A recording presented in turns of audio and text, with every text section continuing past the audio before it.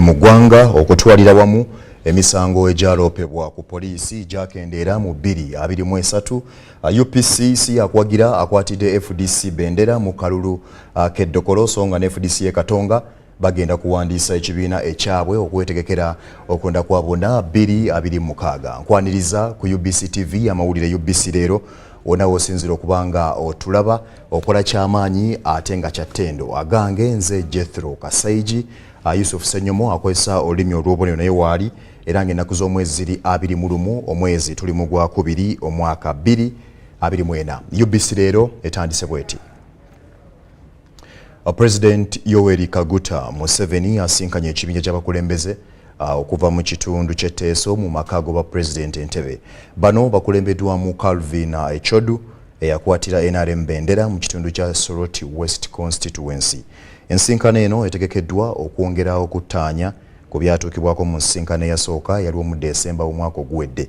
Mu nsinkano eyo President asabye abakulembeze okumunnyonnyola ssente buli maka ze gayingiza Etteeso, ettaka lyabwe bwe lyenkana na mirimu ki egiyinza okukolebwa ku ttaka eririyo so n'engeri gavumenti gy'eyinza okubayambako. Ono era bagambye bamunnyonnyole ku bizibu ebiri mu kkolero ery'ebibala Soroti, engeri ekizibu gye kiyinza okugonjoolwamu so n'ettaka engeri gye lyenkana butya bayinza okusobola okuba nga balundirako ente. Echodu asomedde President alipoota gye bagenze nayo kubanga yanukudde ebibuuzo bya President byonna era asuubiza okugikyusaamuko olwo naye abeeko byalungamya. Asiimye olw'okubanga alipoota ebadde eyoleka ng'abantu b'Etteeso bwe balina okuyingira mu bulunzi obuvaamu ensimbi. Abawadde amagezi abatuuze beenyigire mu bulimi n'obulunzi kibayamba okwongera ku nnyingiza yaabwe mu maka kubanga bino bimu ku ebyo ebisobola okuba nga ate bibayamba okwekulaakulanya. Ono era yaniriza n'ekyokubanga ebibala bisobola okuba nga bikozesebwa mu factory okubanga basobola okukola omubisi era nga byonna byakuno ate nga bannayuganda basobola okuba nga baganyulwamu.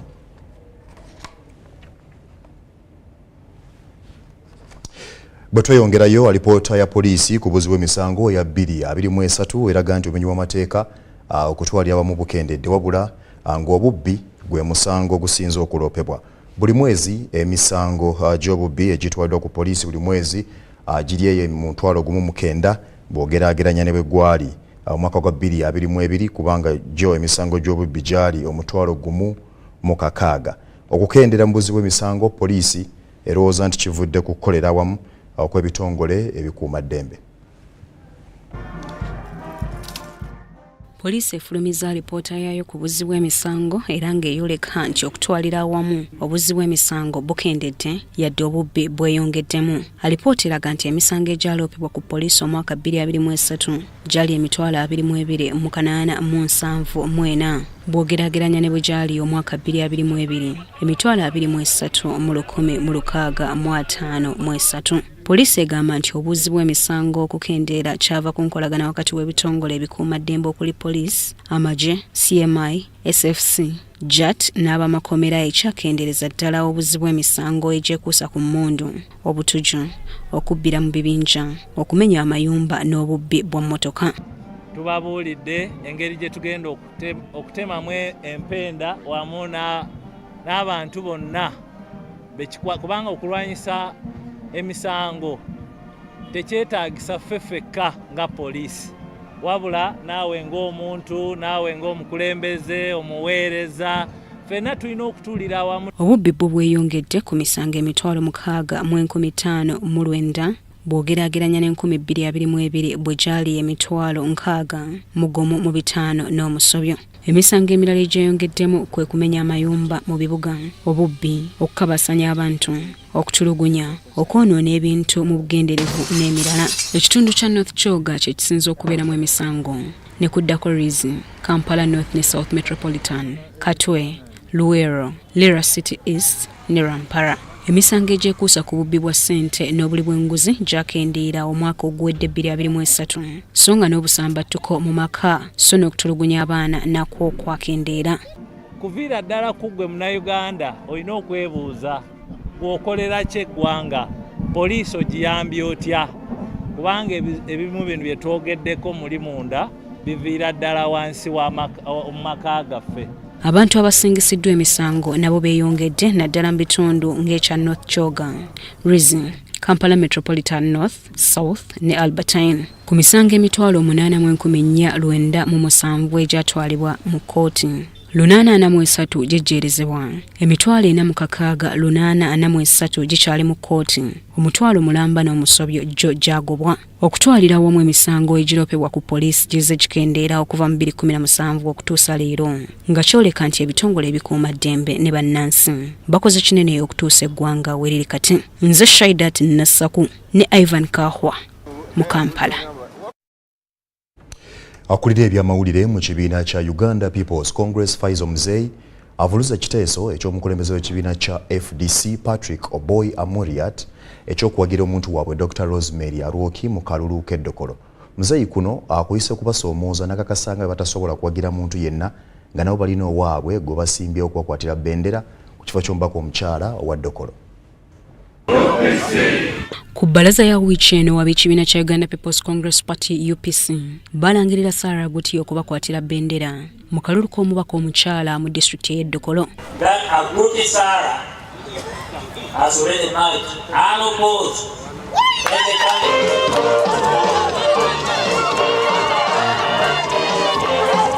Ku lunaku lwe lumu omukulembeze w'ekibiina kya FDC Patrick Oboy Amuriat ng'ayita mu muwandiisi w'ebyamawulire mu kibiina Wared Mulindwa yavaayo n'ategeeza nga bwe bali mu kwogerezaganya n'abakulembeze b'ebibiina ebirala okuli ekya DP ne UPC bonna beegatte bawagira omuntu omu owaabwe Dr. Rosemary Arwoki.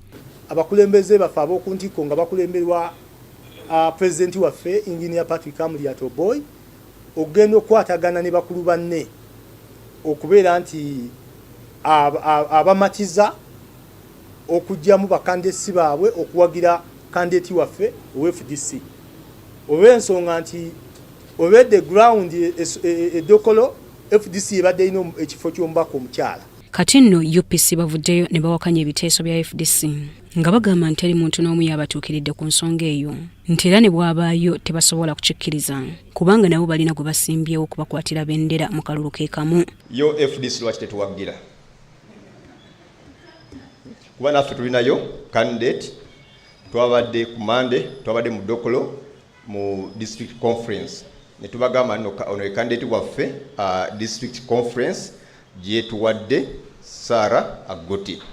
So singa tetubadde na candidate abo bandituukiridde ne tulaba naye tulina candidate waffe, so tewali muntu yenna gwe tugenda kuwagira mu kalulu kano okujjako owaffe era nga owaffe ye Sarah Agoti Nyankoli. Faizo Mzei akulira ebyamawulire mu UPC avuluza n'ekyokubanga FDC bakyalowooleza mu byobufuzi obw'ensikirano. Kyagambye nti kyakoma dda era FDC bwe babeera baagala eggwanga lino lifuna enkyukakyuka gye limaze ebbanga nga liyaayaanira nti basooke bejjemu endowooza eyo. Abantu ba Oyam North eyo enkola baagigaana ne bagamba nti omuntu tugenda kulonda mu kulembeze, tetugenda kulonda muntu kugenda kuweereza nsonga z'amaka naye mukulembeze okuweereza. So bino ebyobukulembeze tebiri ku family naye biri ku busobozi bw'olina era nga n'abantu be bakuwadde mandate eyo.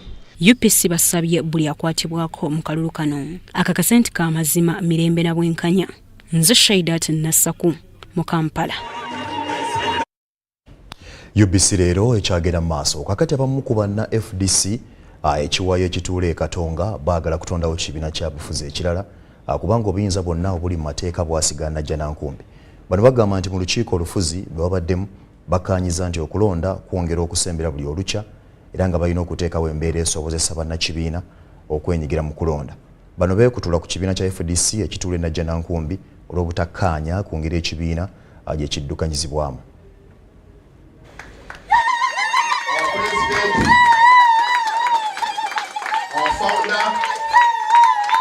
And other FDC leaders. FDC! One Uganda! One people! Having support with the information, we need to have a new brand because it is this propaganda everyone is using just to distract us. You know, they are saying, see, your cadets, your members of parliament, your councillors will not have a stamp. Where shall they belong next time? and it's causing some electric. We are insisting to have died long time ago. Therefore, I want to go with those members who suggest that we come up with a new formation. It is going to avoid questions like, which FDC do you belong to? So that is where we are. A political party is like a vehicle which moves you from one point to the other. But you need a very good driver, a right driver to drive. If we have a very right person to drive that car, a new political formation, I think we will be able to achieve what we want. And that is my opinion. The debate has just started. The conversation, I'm glad, is within the domain where it belongs. It has to cascade it down. Like many of you have already observed. It has to go down to the branches, to the conferences we have in districts and elsewhere. And we also have members who are not within the country, who are in diaspora. Quickly organize to fight and achieve that goal. It will not come easily. It will not come easily. We must tighten our belts and make a determination that we must fight until the country is ours. Thank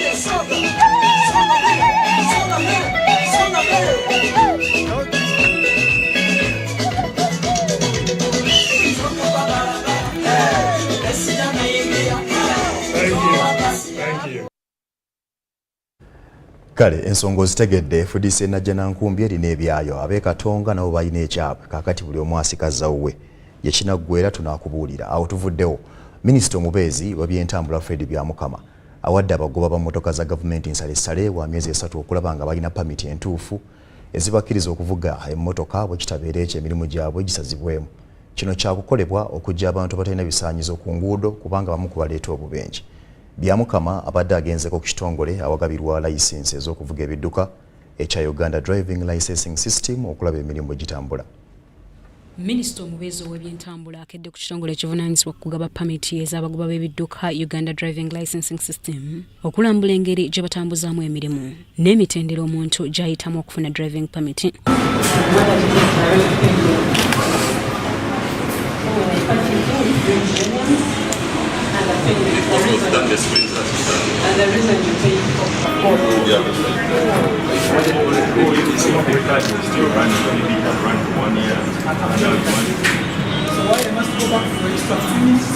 Oluvannyuma lw'okulambula akkiriza okuyita mu mitendera okuzza obujja pamiti ye era n'akakasa nti tekitwala budde buwanvu.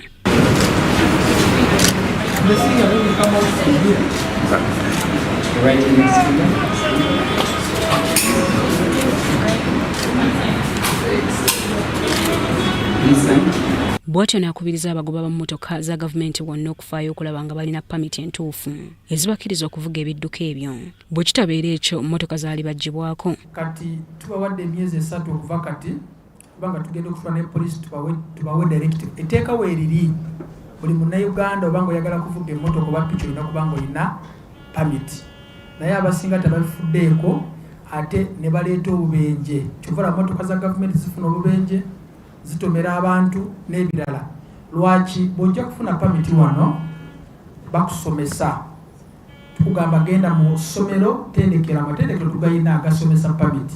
Agasomesa bw'oyita olina okuvuga emmotoka. Webamala nga bakuwa certificate eyo otwala YOV naggulu ne bakuwa ebibuuzo nabyo n'obiddamu. Biri online n'okuwandika bw'obiyita nga bakusindika wano. Kati mu process eyo bw'oyiga nti bw'ensanga P kitegeeza ki, bw'ensanga P nga mulimu cross kitegeeza ki, bw'ensanga 50 kitegeeza ki. Kati abasinga tebagenzeeyo kyovula babakoze ensobi zino.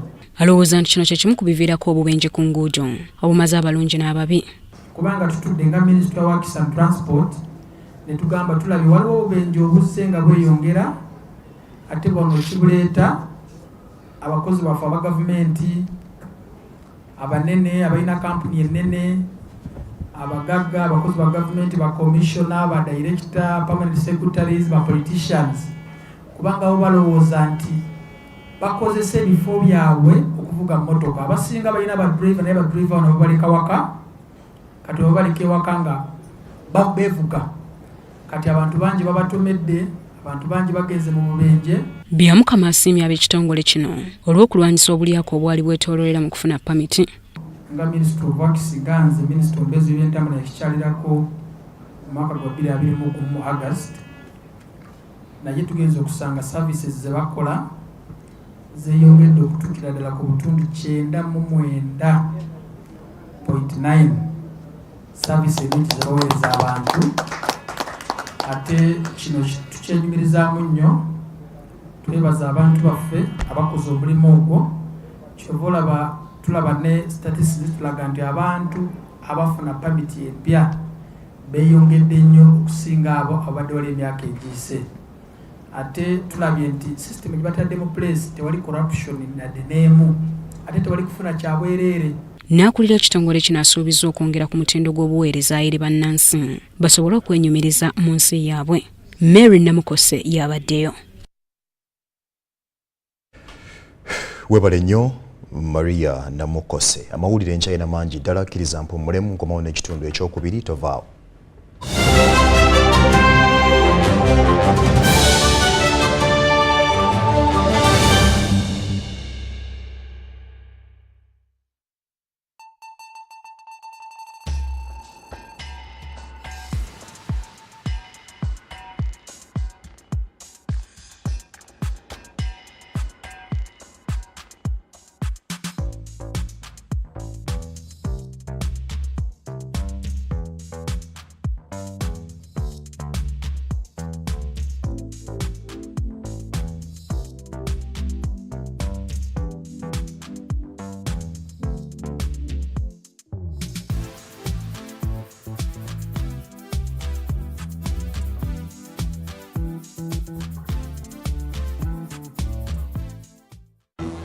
Fred!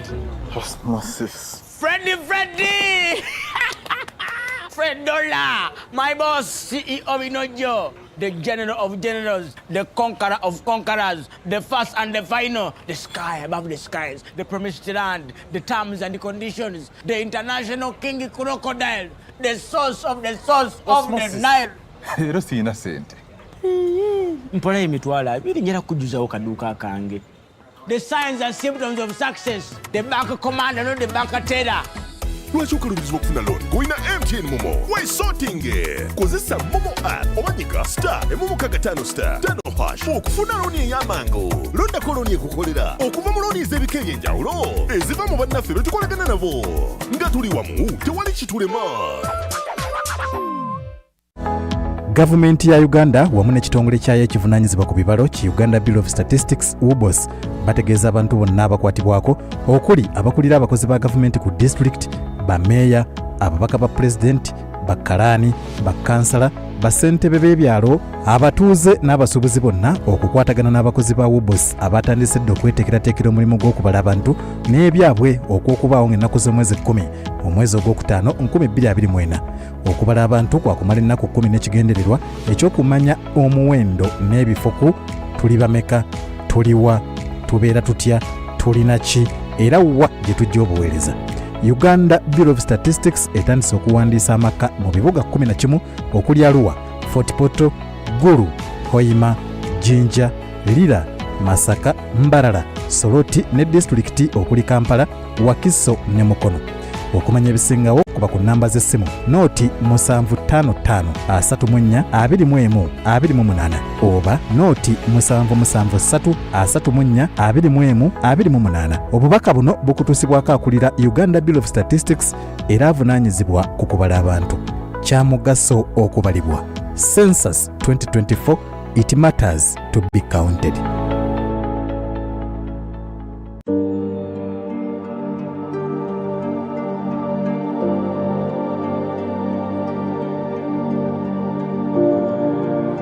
Ekitongole ky'ebyobulamu mu Uganda ne Uganda Blood Transfusion Services wamu ne Uganda Red Cross tubakubiriza okujja mu lukuŋŋaana luno ng'ennaku z'omwezi 4 okutuusiza ddala ng'ennaku z'omwezi 7 omwezi gw'okusatu oba Maachi mwaka 2024.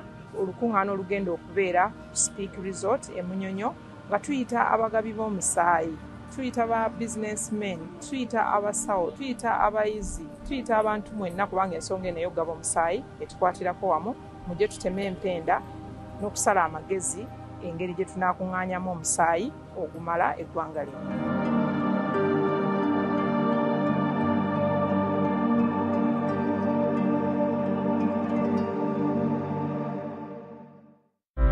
Ebiseera by'okuzaayo abaana mu masomero tebiteekwa kukaluubiriza n'akatono.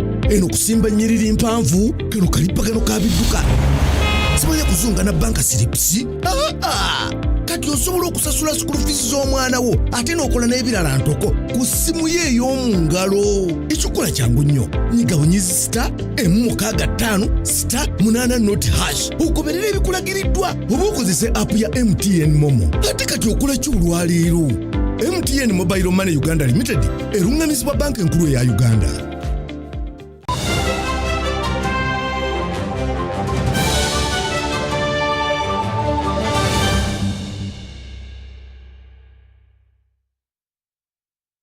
Njagala okwebaza okubanga tukyatambula ffenna okyali ku UBC TV amawulire UBC Leero. Tukomyewo n'ekitundu ekyokubiri. Nampala wa gavumenti Hamson Obuwa atendereza ekitongole kya Uganda Broadcasting Corporation UBC olw'okwewangayo okuweereza n'omutindo gw'ensi yonna nga bwe gwali mu nkuŋŋaana z'ensi yonna ez'akaggwa okwali NAM G77 plus China n'endala. Obuwa abadde akyaddeko wano ku UBC n'asiima bakulu UBC olw'obuweereza bwakola obulungi eri bannansi. Mu January wa 2024 Uganda yategekebwamu enkuŋŋaana ku mutendera gw'ensi yonna okwali olw'aba sipiika ba palamenti za Commonwealth, NAM, G77 plus China ne IGAD nga zeetabwamu abakulembeze b'amawanga n'abagenyi wonna abaasukka mu 1000. Enkuŋŋaana okutegekebwa n'okuggwa obulungi. Abatunuulizi bagamba nti kyava ku mwoyo gwa ggwanga ali mu buli omu eyali mu nteekateeka nga ne UBC mw'egitwalidde. Bw'atyo Nampala wa gavumenti Hamson Obuwa akyaddeko mu UBC okubasiima olw'okutuukiriza obuvunaanyizibwa obwabakwasibwa obulungi. The special assignment I'm on is to deliver that word of appreciation and a big thank you from government for your wide coverage of the 4 international conferences. I know you are part of government, so it is government saying thank you to itself for a work well done, because you may not know the impact. Uganda has been marketed. A number of those delegates are saying they want to come back in their private capacities, maybe for holidays, because the official programming could not give them the latitude of widening and deepening the integration with the Ugandan people, including visitations to some of our known places in terms of our tourism potentials. So government felt it wise that we should move and really say thank you to you. So, Deputy MD, my mission is done.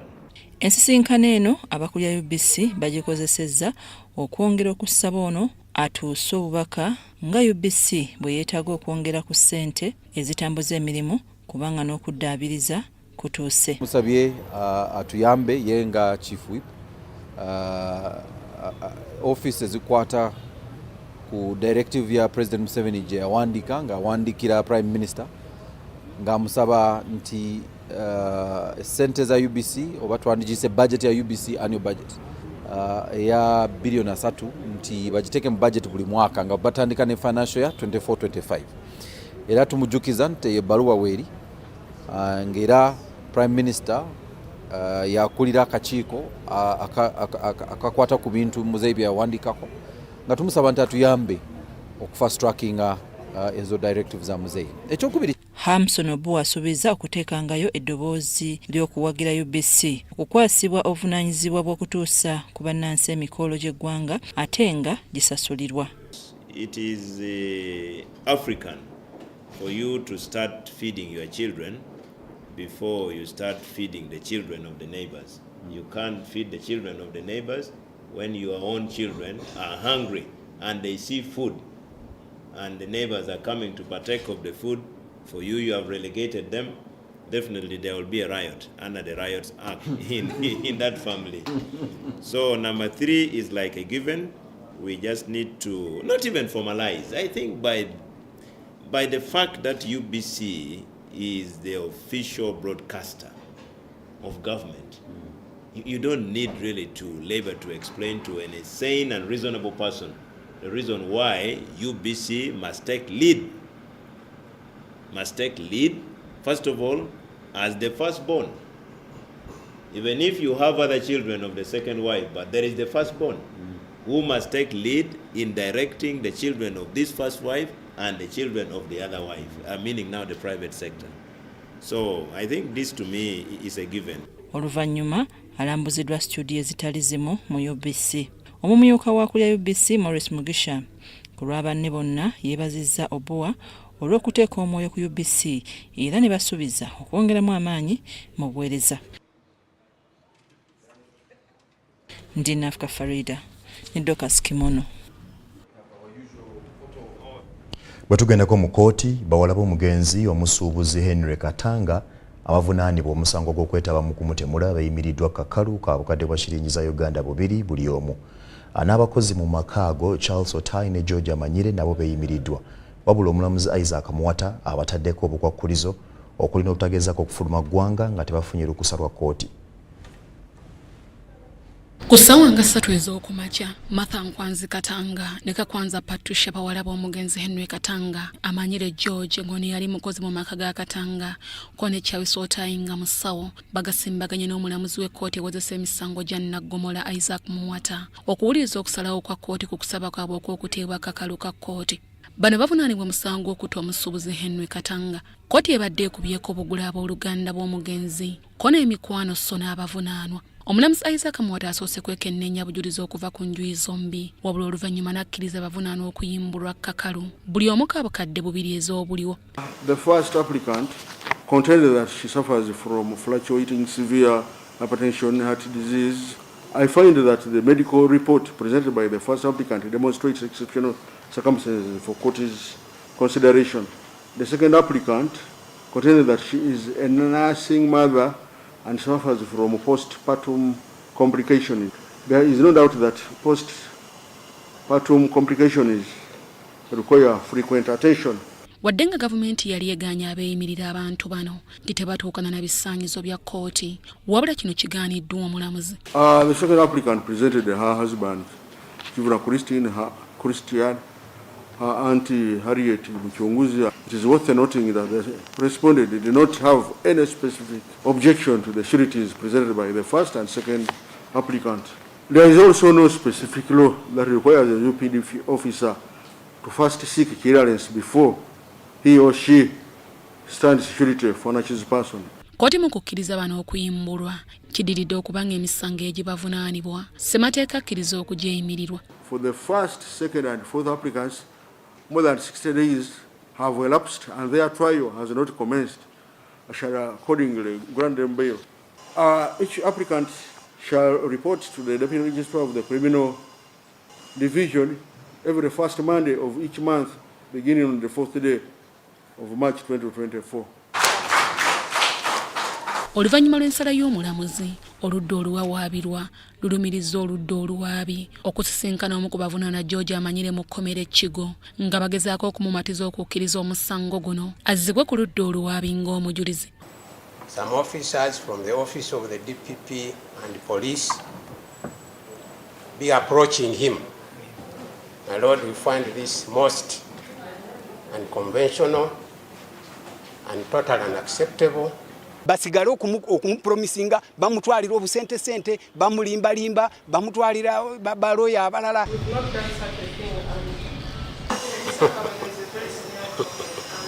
Oluvannyuma lw'abaana okuyimbulwa kati oludda oluvunaanwa lutegeezezza nti lwakusabira nnamwandu w'omugenzi ng'ono ye Mmole Katanga okuteebwa ku kakalu ka kkooti. Mujjukira ng'omusajja agamba mbu basetinge miliyoni 10 n'ebyapa by'amataka. Omuntu gw'okyajinga nansi ebyapa by'amataka abijjewo n'obukadde 10. Tuli lwedde bana abantu tebalina bujulizi, tewaliyo bujulizi. omusango bagufutyanka omusajja yetta bo ne batandika okufutyanka ebintu. Omusuubuzi Henry Katanga yattibwa mu maka ge embuya mu ggombolola y'e Nakawa ng'ennaku z'omwezi 2 omwezi ogw'Ekkumi mu mwaka gwa 2023. Nze Namamonde Deborah akusakidde bino. Webale nnyo Namamonde Deborah, njagala okwebaza okubanga tambudde ffenna UBC Leero bwetyo bwetambudde. Kkiriza nkusiibule. Ze Jethro Kasayiji, Yusuf Senyomo abadde okulwa bannaffe abakozesa olulimi olw'obubonero. Tukusiibudde.